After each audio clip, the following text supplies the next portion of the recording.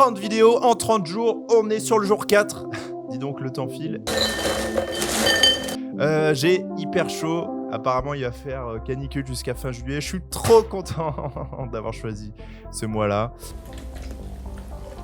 Retour sur hier. Qu'est-ce que je voulais dire sur hier? Je sais pas ce que je voulais dire sur hier. On s'en bat les couilles. Papa, t'en vas pas. Je reçois beaucoup de messages qui disent que mes vidéos manquent de clarté et je suis d'accord avec vous. Du coup, je vais essayer de quadriller mes vidéos désormais en plusieurs thèmes. Voilà. Ça va beaucoup mieux qu'hier. J'ai archi bien dormi cette nuit, donc c'est trop cool. Je suis beaucoup plus en forme. Oh, oh, oh, oh. J'aurais dû être un oiseau. Aujourd'hui, je viens de faire le compte. Vous avez choisi Népal pour 445e nuit. Il a devancé Agartha de 3 votes seulement. Donc, c'était hyper serré. Donc, let's go. Une chose à vous dire en premier, j'ai jamais écouté Népal. Donc, ça va faire 2 vidéos d'affilée où je connais pas du tout. Alors là, pour le coup, carrément, j'ai jamais écouté aucun des 8 sons. J'ai pas envie de spoiler, mais ce que je peux dire, c'est que globalement, Népal, et je suis désolé de dire ça parce que je sais qu'il a 1 million de fans, ça m'a jamais parlé et j'ai toujours trouvé ça chiant. Voilà. Donc, en même temps, ce genre de vidéo, c'est aussi fait pour confronter son avis et son cliché, parce que des fois, il y a des artistes, on écoute 2-3 sons et on rentre pas dedans. Voilà. Népal, 445e nuit. Let's go, let's get it. Les arabes sont imperfects en vie dans la scène, pas des faits de skate. Enfin, plus de zéro pour nous déguster. On est foncé quand on se rend à l'évidence. J'ai des entrées qui n'offrent aucune résistance. Des gars hésitants, des gars silencieux, agressifs, non, j'ai plus 18 ans. Donc c'est quoi, non, mais trop bien quand t'arrives à garder tes distances. Avec ça, non, c'est pas mon passe-temps d'aller stop. Je merci, j'ai une passion qui fait. Trop chaud. Aucun maréchal, quelle minute en brouillard, pas du genre à déclarer les pailles. Garcia calme.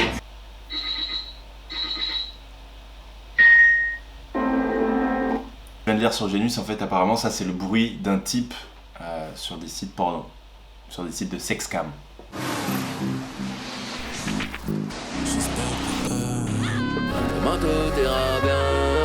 T'as capté, hein? Module d'entraînement chargé. Let's go pour Népal. Apparemment, un artiste qui vous a énormément touché. Grâce à ses années d'entraînement dans la salle du temps, c'est un mec qui rappe hyper bien.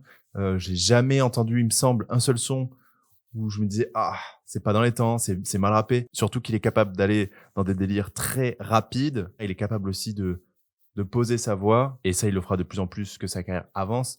Donc, de poser sa voix et voilà, de te mettre dans une vraie atmosphère. Voilà. Pour ceux qui ont regardé mes vidéos, j'écoute tous les albums de 2016. Donc, j'avais écouté son album. Il s'est passé plusieurs choses entre-temps de très importantes pour lui. D'abord, il a posé sur Cyborg et ensuite sur Flip. Et dans les deux cas, c'est des immenses, et franchement, je pèse mes mots, c'est des immenses performances. 3 points switch, on se place comme les Sixers, 3 points de snitch, TPT fait un feat seul, voix 3, je pique coup de froid, coup de guaguane.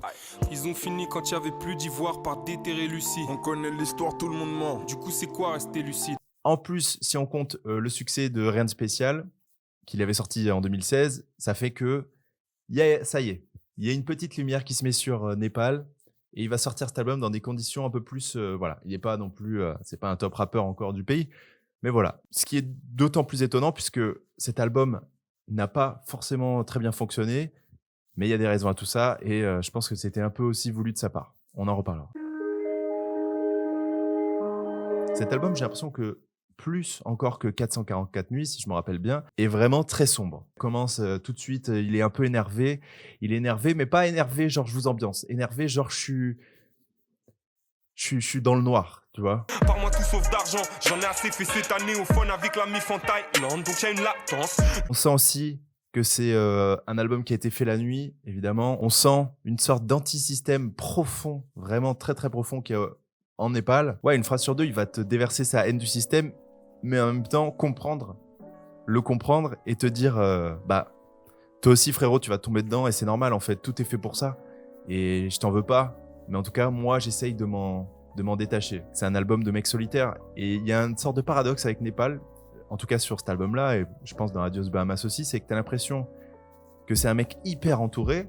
Dans beaucoup d'interviews, tout le monde le cite. L'Homme Pâle en 2017, pour Flip, il disait qu'il était tout le temps dans sa chambre, dans son studio. Doom, c'était tout le temps avec lui. La 75e session, ils étaient tout le temps ensemble, etc.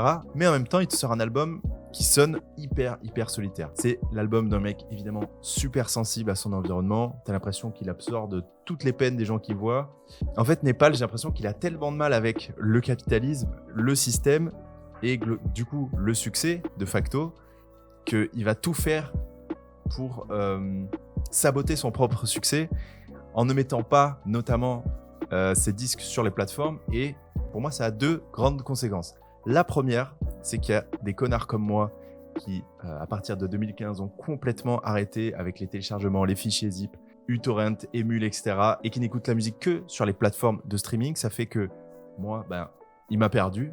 Et je pense que je suis pas le seul. Je pense qu'on doit être des milliers à avoir la flemme de télécharger, de transférer sur son téléphone, etc. Le second versant de tout ça, c'est la solidification de sa fanbase.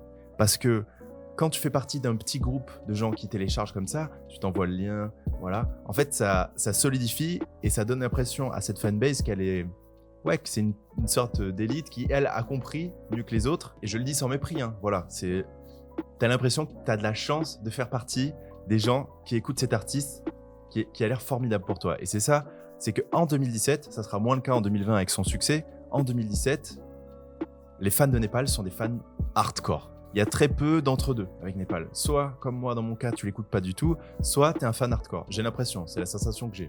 Important de préciser qu'il a travaillé sur 7 prods sur les 8 morceaux, donc que ça soit souvent tout seul ou alors des fois avec d'autres gens. Stratega, Junker, voilà. Donc moi je les connais pas du tout. Peut-être c'est les gars de la 75e session. Raphaël Lacroux, s'il voit ça, il va me dire « Comment ça, tu connais pas Stratega, mais t'es un malade? C'est lui qui a fait tel son. » Désolé.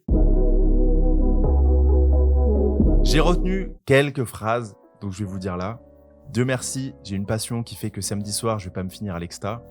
Ça, c'est pas mal. L'insomnie m'a rendu bizarre, l'impression de sentir le mal-être de tous les gens qui passent. À la base, je suis un gentil gars, mais je crois que le surplace m'a rendu paz. Je guette les fameux et les teutrés, comme indique ça. On voit vraiment son associabilité dans cette phrase-là, son casaniérisme.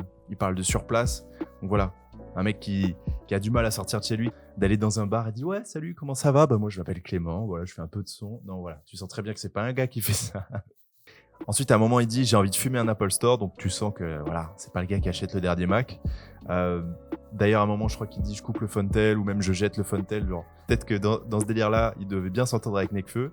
À la fin de l'album, il dit « Je profite du monde pendant que je le contamine », n'est pas le grand écologiste. Comme s'il était incapable de légèreté, à n'importe quel moment, même quand il est en train de s'amuser avec ses potes, il est toujours obligé de se rappeler qu'il y a des penchants négatifs à chaque action. Par exemple, moi, si je suis honnête avec moi-même, les kilos de rejet de carbone que vont provoquer ces 30 vidéos en 30 jours, que ce soit sur les gens qui regardent et qui consomment donc des données, que ce soit moi avec toute l'électricité que demande tout ça, que ce soit moi avec, pareil, mes données Internet que ça consomme. Je me détache un peu de l'album, mais là, j'ai vu que j'avais dépensé, par exemple, 60 gigas d'Internet sur ce mois et que c'était équivalent à 3 kilos de rejet de CO2. C'est énorme. Donc, j'ai rejeté 3 kilos de CO2 juste en allant sur Instagram. C'est un truc de baiser. Genre, je m'en rendais pas du tout compte. Je pensais pas que c'était autant. Je sais qu'on m'avait dit un mail, c'est 1 gramme, un truc comme ça. Mais là, 3 kilos juste, moi, sur mon smartphone, quelques heures par jour, c'est de la folie. Bon, ce qui est cool avec ce projet, c'est qu'il est court. Donc, j'ai eu le temps de le réécouter 3 fois pour bien me faire mon petit top 3. J'avoue que c'est pas un top 3 facile à faire parce que j'ai pris aucune claque. Je trouve le projet très homogène, c'est-à-dire que tous les sons, je les aime bien, mais sans plus, en fait, ça fait un peu ça. Après, j'ai quand même réussi à en détacher 3. Donc, en 3e, je vais mettre niveau 1, parce que j'aime beaucoup la violence avec laquelle il arrive sur le projet. La prod de Stratega, c'est ça? Ah, j'ai plus le nom, j'ai la flemme de chercher. Je crois que c'est ça. En 2, je mets Jugement en featuring avec 3010. J'ai beaucoup aimé le feat. Je l'avais rarement entendu aussi... Tu vois, il m'a fait flexer quand je l'ai écouté, 3010.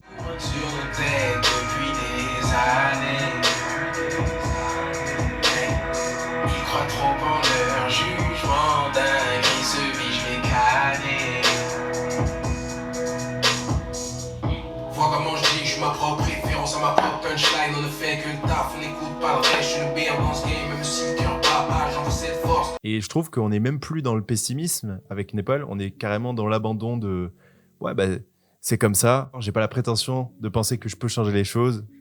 Aucun homme n'est assez fort pour le faire. Le système est trop puissant pour nous. Voilà. Je trouve qu'on ressent ça dans ce morceau-là et dans beaucoup d'autres morceaux de Népal. Et en premier, je vais mettre Insomnie parce que je trouve que ça représente hyper bien son univers. Et j'ai remarqué dans les commentaires que ce son-là, il avait accompagné beaucoup de gens qui étaient sujets aux insomnies. Et je l'ai déjà dit dans ma vidéo sur 2016 et je répète, je pense que Népal est un artiste important, même si moi j'aime pas, ou j'aime pas, c'est un grand mot, tu vois, mais même s'il me touche pas forcément parce que il a pu aider, et ça se voit dans tous les commentaires, il a pu aider énormément de gens qui allaient mal, qui ressentaient peut-être les mêmes choses que lui ressentait, et le fait peut-être de réussir à aussi bien les écrire, aussi bien les décrire même, eh ben, je pense qu'il a aidé à penser beaucoup de peine et beaucoup de plaies, plutôt, chez des gens. Et pour ça, je suis obligé de donner tout mon respect et ses props à Népal, quoi. Genre, peut-être que c'est beaucoup plus important que la musique, en fait, de réussir à aider des gens. Et je l'avais déjà dit par rapport à un morceau d'A2H qui s'appelle Angoisse. Moi, en fait, c'est des morceaux qui me parlent pas trop parce que je pense que je suis moins sujet, même si ça m'arrive, hein, d'être un peu angoissé et anxieux. Je suis moins sujet aux crises d'angoisse, etc. Je suis moins... j'ai jamais connu de dépression, je pense. Donc, c'est des morceaux qui me parlent pas forcément. Mais chapeau bas parce que ça parle à des gens. Et honnêtement, c'est très important pour des gens qui se sentent seuls, d'avoir des morceaux comme ça qui puissent t'accompagner un peu dans ta vie quotidienne et ce qui se passe dans ta vie, quoi. Voilà. J'ai trouvé ça bien, mais ça m'a pas fait changer d'avis du tout. En fait, il y a un truc, c'est que j'ai besoin de me prendre les morceaux dans le sang pour vraiment kiffer un artiste, être fanatique. En fait, en réalité, ça me fait penser à d'autres artistes comme Oxmo Puccino, par exemple, qui ont un capital sympathie extraordinaire, qui écrivent hyper bien, qui ont un vrai univers. Mais je suis obligé de le dire, qui m'emmerdent profondément. J'arrive pas... En fait, ils n'arrivent pas à me toucher, sauf sur quelques sons. Hein. Attention, J'ai mal au mic de Oxmo, je l'ai écouté peut-être 1000 fois. Rien de spécial, j'ai adoré. Il y a d'autres sons de Radios Bahamas que j'ai adoré. Mais en général, c'est des artistes qui me prennent pas au fond des tripes. Je suis en train de mettre des mots sur quelque chose que je ressens depuis longtemps. Il me semble que j'écoute la musique avec le corps et pas avec mon cerveau. En fait, c'est comme si j'avais aucun libre arbitre sur mes goûts. C'est juste, tu mets le son et derrière, c'est mon instinct qui choisit et moi, j'ai pas le choix, tu vois. Et c'est marrant parce que je pense que avant, j'écoutais plus avec le cerveau que maintenant. Je vous montre un exemple. Je mets un son d'Oxmo. Donc, Le Vide en Soi, un morceau de l'album Roi sans carrosse que je connais pas du tout. La joie est une révolte matée, une pluie de l'intérieur colmatée. Si le chagrin nous met à l'abri du rêve. Voilà, c'est hyper bien écrit. Ça a l'air d'être un morceau super touchant. Mais mon bide, il ressent rien. Bon, voilà. En vrai, c'est quand même un morceau qui est bien poignant. Donc, bon, c'était pas le meilleur exemple. Mais par exemple, si je vous montre... C'est compliqué de ouf, c'est plus de l'amour, c'est de la psychiatrie. Je propose qu'on fasse de Runa une star. J'ai cru entendre des vraies critiques, mais c'était juste des tweets, ok. Ah, il m'a donné chaud. Hein, c'est... Waouh. Runa plus 30 degrés, c'est vraiment...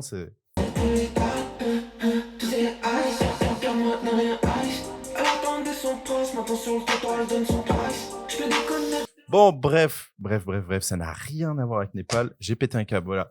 Il y a des rappeurs qui me font cet effet-là. Je mets Booba, je deviens tout nu. Je mets Hamza, je suis tout nu. Je mets SCH, je suis tout nu. Voilà, il y en a plein, des artistes qui me font ça. Il y a d'autres artistes, je les écoute, je ressens rien. Voilà, c'est comme ça. Et Népal, Népal, c'est un peu violent de dire que je ressens rien parce que évidemment, il est archi touchant.